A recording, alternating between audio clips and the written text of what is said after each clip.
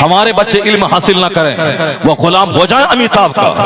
वो साहब यहूदो नसारा का पांव धो के पिए, यहूदो नसारा की चप्पल ढोएं, यहूदियों की तरह चेहरा बना के यहूदी बन जाए, क्रिश्चियनों की तरह बर्थडे पार्टी अपने बेटे का मना के वो क्रिश्चियनों का गुलाम बन जाए। ये फिल्म के स्टार की नकल करे, इनके गले में हो सिकरी, इनके हाथ में हो धागा, इनका चेहरा हो यहूदियों जैसा, इनका लिबास हो काफिरों जैसा, इनकी शादी पार्टी हो यहूदियों जैसी, इनके बेटों का बर्थडे पार्टी हो यहूदियों जैसा। ये मुस्तफा से हटकर ये जलील और रुस्वा हो जाएं, ये तो मुमकिन है, मगर इस्लाम न कभी खतरे में था, न आज है, न कयामत तक रहेगा। इसलिए कि इस्लाम अल्लाह का पसंदीदा दीन है और अल्लाह को किसी से कभी कोई खतरा नहीं था, न आज भी कोई खतरा है, न कयामत तक हमेशा कोई खतरा रहेगा। तो अल्लाह का पसंदीदा दीन है इस्लाम। और ये हम और तुम बोलते हो कि इस्लाम का मुस्तकबिल खतरे में है, मगर अमेरिका का यूरोप का एक वैज्ञानिक अपनी जबान में कहता है कि चूंकि इल्म और रिसर्च के ताल्लुक से दुनिया का एक बड़ा तबका है जो इस्लाम से मानूस है, वो कहता है कि आने वाले 100 साल के बाद अगर यूरोप बर्रे आजम के तमाम ममालिक में, यूरोप बर्रे आजम के तमाम गांव में अगर कोई मजहब हुकूमती मजहब होगा, वह कौन सा मजहब होगा? हमारा बच्चा लुच्चा लफंगा कव्वाली सुनने वाला, सनीमा सुनने वाला, नमाज नहीं पढ़ने वाला, गुटखा खाने वाला, सिगरेट और बीड़ी से शौक रखने वाला, 24 घंटे मोबाइल चलाने वाला, बदतमीज मस्जिद में भी मोबाइल नहीं छोड़ता है, जलसे में भी मोबाइल नहीं छोड़ता है, स्टेज पे भी मोबाइल नहीं छोड़ता है और अपने खानकाहों में मोबाइल नहीं छोड़ता है। यहूदियों के पास 10 लाख का मोबाइल रहता है मगर उसका मोबाइल जेब में रहता है। यहूदियों के बेटे के पास 5 लाख का मोबाइल रहता है मगर उसका मोबाइल जेब में रहता है। मगर हमारे लुच्चे बेटे, लफंगे बेटे, जो ना दारोगा है, जो ना IAS ऑफिसर है, जो ना IPS ऑफिसर है, जो ना साइंटिस्ट है, ना वैज्ञानिक है, मैं कहता हूं हाँ 24 घंटे मोबाइल तुम चलाता है, अगर DM बन जाओ तो मेरा कलेजा ठंडा हो जाएगा। अगर तुम 5 घंटे मोबाइल चलाता है, IPS ऑफिसर बन जाओ तो हिंदुस्तान के 40 करोड़ मुसलमानों का कलेजा ठंडा हो जाएगा। ये चोरी का मोबाइल 10,000 में खरीद के 24 घंटे उस पे क्या गचड़ गचड़ करता है? तो तुम दारोगा तो बन नहीं पाया, अलबत्ता फटीचर क्लास का एक आदमी बन गया, जोकर बन गया, छोकरी बाज बन गया, गुटखा खोर बन गया, समाज के लिए बोझ बन गया। जाहिर सी बात है जो सरकार की तालीम से हटेगा वह यहूदियों की ठोकर में चला जाएगा और जो मुस्तफा से करीब होगा, सुन्नतों से करीब होगा, जो कुरान को सीने से लगाएगा, जो अपने घर में मुस्तफी कल्चर को नाफिज करेगा, वो अगर गरीब देहाती हो तो अल्लाह उसे यूरोप का हाकिम बना देगा, जापान का हाकिम बना देगा। अल्लाह इज्जत देने को तैयार है, हुकूमत देने को तैयार है। पहले तू मोहम्मदी बन जा, गुर्बत का क्या रोता है? हुकूमत यहाँ मिलेगी, जन्नत वहां मिलेगी। बाबा नारे तकबीर, नारे रिसालत, जल से दस्तार बंदी। जोकरों की तरह फिल्म एक्टर मेरा बच्चा बन रहा है, कुरान ही नहीं पढ़ रहा है, कुरान ही नहीं सुन रहा है, ये गुटखा खा खा करके अपनी एनर्जी को गंवा रहा है। अभी 25 साल की जवानी है, मौलाना के पास पहुंच गया कि शादी की तारीख तय हो गई है, कोई माजून कोई टिकिया हो तो बता दे। 25 साल की जवानी में तो दीवार को आदमी तोड़ देगा। 25 साल की जवानी जिसने किसी लड़की का मुंह ना देखा हो, जिसने कोई इकरामबाजी ना की हो, जिसने कोई मुश्तजनी ना की हो, ऐसी उसके पास ताकत होती है, जो कुदरती ताकत होती है कि वह तुम्हारे दीवार को तोड़ दे।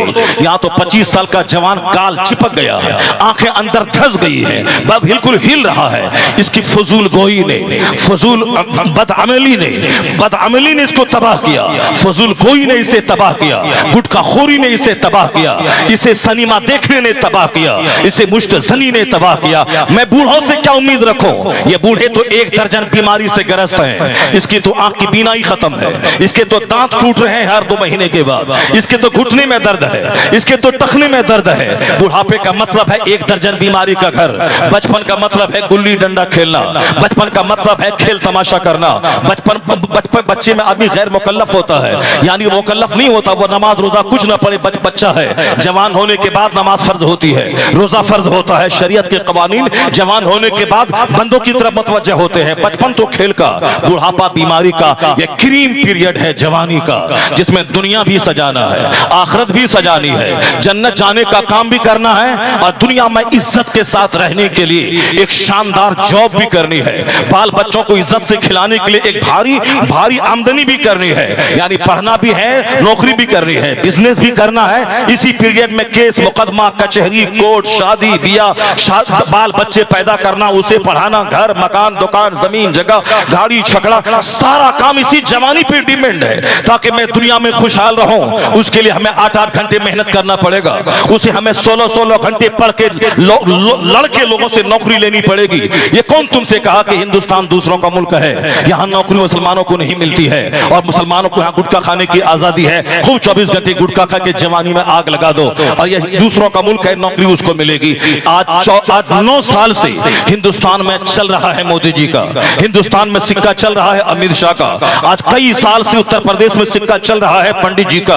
यानी आज लोग कहते हैं कि हिंदुस्तान में यही 3-4-5 लोग हैं जो हिंदुस्तान को संचालन कर रहे हैं और यही लोग कहते हैं ये इस्लाम के दुश्मन है। ये इस्लाम के दुश्मन इसी इनके जमाने में हर साल 25 से लेकर 30 मुसलमान बच्चे IAS ऑफिसर बन रहे हैं, IPS ऑफिसर बन रहे हैं। पिछले बार रिजल्ट निकला था 30 मुसलमान के बच्चे DM बने थे। उससे पहले रिजल्ट निकला था इसी हिंदुस्तान की सबसे बड़ी दरसगाह अल-जामिअतुल अशरफिया का एक प्रोडक्ट मौलाना शाहिद मिसबाही, उन्होंने IAS निकाल के आज हमारे बिहार में IAS ऑफिसर बन के एक लग्जरियस लाइफ गुजार रहा है, एक शानदार सी जिंदगी, एक मदरसे का प्रोडक्ट। इसी पीरियड में, जिस पीरियड में तू कहता यहाँ नौकरी नहीं मिलती, नौकरी मिलती नहीं है, नौकरी लड़ के ली जाती है। मुकाबला कहते ही उसे है जहां मुकाबला हो, जहां कोई 10-12 घंटे पढ़ रहा हो तू वहां 14 घंटे पढ़, जहां कोई 14 घंटे पढ़ रहा हो वहां तू 18 घंटे पढ़। पढ़ने के जमाने में सर के बाल उड़ने लगे, उड़ने दे। पढ़ने के जमाने में पांव की चप्पल घिसती हो, घिस जाने दे। पढ़ने के जमाने में एक बार भी परहेज का वह कपड़ा ना पहनना पड़े, मत पहन। पहनने के जमाने में दाल रोटी खानी पड़े तू खा, लेकिन मुकाबला कर उसका। अगर वह 14 घंटे पढ़ता तू 18 घंटे पढ़, तो फिर मुकाबले में जब तू कामयाब हो जाएगा तो अच्छा पहनता रहेगा, अच्छा खाता रहेगा, अच्छी चप्पल पहनता रहेगा, अच्छी पगड़ी पहनता रहेगा। पहले मेहनत तो कर, ये क्रीम जवानी को तालीम के पीछे लगा दे। कौन बोलता नौकरी नहीं मिलती? इस बार अभी रिजल्ट निकला IAS का 8-10 दिन पहले, इसमें 7वां स्थान कश्मीर का एक मुसलमान का बच्चा निकाला है और शुरू के 4 स्थान वह गैर मुस्लिम की बेटियों ने निकाला है। क्योंकि बेटों को तो गुटखा खाने से फुर्सत नहीं है, उसको तो छोकरीबाजी करने से फुर्सत नहीं है, उसको तो 3 घंटे सिनेमा हॉल में बैठकर सिनेमा देखने से फुर्सत नहीं है, उसको तो जोकरी और मार धाड़ करने से फुर्सत नहीं है। ये बताएं कि किस कदर विडंबना और अलमिया है हिंदुस्तान का कि इतने सारे जवान मर्द को अल्लाह ने औरतों के मुकाबले में दोगुनी ताकत दिया है। ये रात में 12-12 घंटे जाग कर पढ़ सकता है, ये सरहद पे दुश्मनों से लड़ सकता है, ये हवाई जहाज से लेकर ट्रेन तक उड़ा सकता है और चला सकता है, ये 6-6 महीने पानी में गोता लगाकर वहां के हीरे जवाहरात से वो रोशनास हो सकता है, वह फजाओं में 10-10 महीने तक मुअल्लक रहकर वह कायनात की मिस्ट्री से वो बाखबर हो सकता है। ये मर्दों को अल्लाह ने ताकत उनके मुकाबले में ज्यादा दी है। मर्दों को दाढ़ियां दी हैं ताकि ज्यादा ताकतवर ये बने, मर्दों के चमड़े को मोटा किया है ताकि ताकतवर ये ज्यादा बने।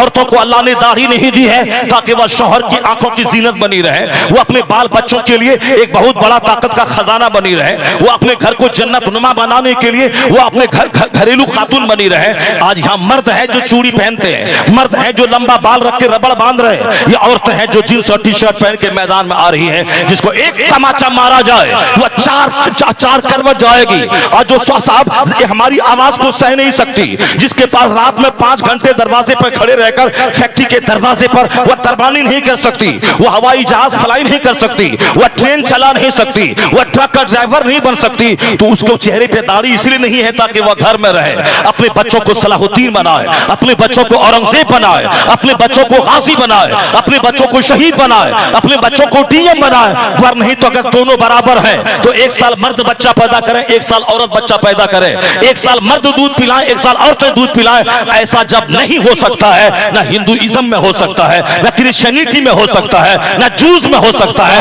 नहीं हो सकता है, तो फिर नारियों को मर्द के समान क्यों बोलता है? और जहां तक इज्जत का सवाल है, इज्जत जो इस्लाम ने दिया है वह कोई दूसरा मजहब नारियों को दे ही नहीं सकता है। इस्लाम ने तो कहा है कि नारियों के पांव के नीचे जन्नत है, इस्लाम ने तो कहा है माँ का चेहरा देखो तो हज मबरूर का अज्र मिलता है, माँ ने इस्लाम जो कहा है माँ की पेशानी चूम लो तो जन्नत की चौखट के चूमने का मजा मिलता है। इस्लाम ने तो बाप की जायदाद में औरतों को हिस्सा दिलाया, इस्लाम ने शौहर की प्रॉपर्टी में औरत को हिस्सा दिलाया, इस्लाम ने बेटों की जायदाद में मां को हिस्सा दिलाया। एक औरतों को 3 जगहों से जो धनहीन थी उसे धनवान इस्लाम ने बनाया कि शौहर मरे तो उसकी प्रॉपर्टी में औरत को हिस्सा मिलेगा, बेटा मरे तो उसकी प्रॉपर्टी में मां को हिस्सा मिलेगा, और अगर बाप मरे तो उसकी जायदाद में बेटियों को हिस्सा मिलेगा। औरतों को 3 तरफ से दौलतों में हिस्सेदार बना के इस्लाम ने उसे मालदार बनाया।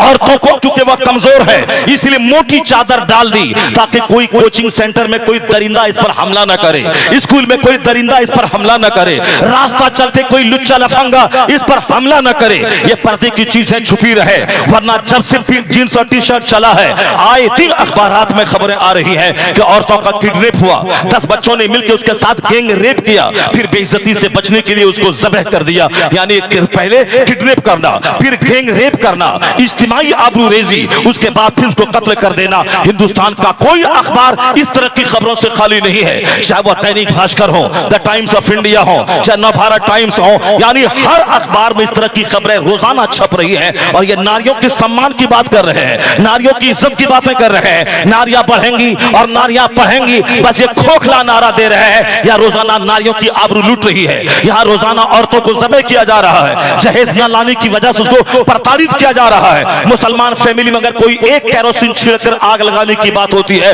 तो करोड़ों में कोई एक केस 10 साल के बाद आता है, और वहां रोजाना खबरें पढ़ने को मिल रही है, फला हरिजन ने ऐसा किया, फला फला गैर मुस्लिम के घर में ऐसा हो गया। तो अपना दामन झांक के देख ले, कहां औरतों को प्रताड़ित किया जा रहा है, औरतों के सम्मान को नोचा जा रहा है। यहाँ तो इस्लाम ने औरतों को पर्दा इसीलिए दिया है ताकि इसकी आबरू बची रहे। ये किस कदर ताज्जुब की बात है। रेलवे स्टेशन पे मैं नमाज पढ़ता हूँ तो कहते हैं नमाज पढ़ने की जगह मस्जिद नहीं है, ये उसी स्टेशन पर एक लड़का एक लड़की एक दूसरे से चिपक रहा है, चुमा चाटी कर रहा है, कोई खबीस बोलने वाला नहीं है कि इस तरह की हरकतों से क्या मैसेज समाज में जाएगा। एक गलत मैसेज जा रहा है, लोग देखेंगे उस पर क्या गुजरेगा, एक गलत काम यहाँ क्यों कर रहा है, कोई नहीं बोलता। नमाज पढ़ो, अपने खालिक को सजदा करो, तो ये सालिम कहते नमाज पढ़ने की जगह नहीं है और वहां चुमा चाटी करो, कोई बोलने वाला नहीं है। ये आदमियत है या हैवानियत है, ये शराफत है या शरारत है। एक स्कूल में एक लड़की चड्डी पहन के आ रही है, ये चपरासी भी मजे लेके देख रहा है, प्रोफेसर भी मजे लेके देख रहा है, टीचर भी मजे लेके देख रहा है, किरानी भी मजे लेकर देख रहा है, स्कूल के सारे अफराद मजे लेके देख रहा है। उसी माहौल में अगर एक लड़की निकाब पहन के आ रही है तो उसको कहता है ये भूतनी है,